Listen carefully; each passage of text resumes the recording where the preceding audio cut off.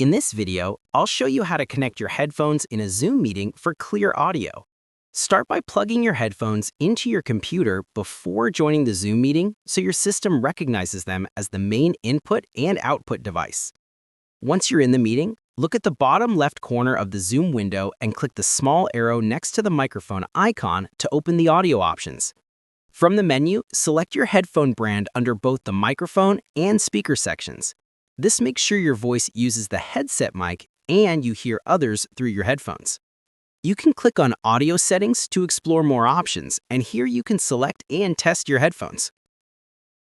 If sound is still coming from your computer speakers, open your system's audio settings on Windows or Mac and make sure your headphones are selected as both the input and output device.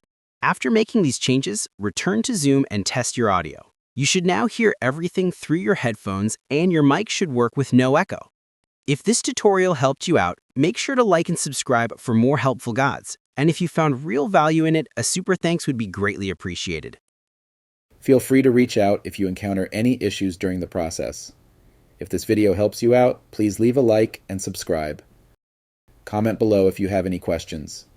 If you need further assistance, consider hiring a professional using the link in this video below.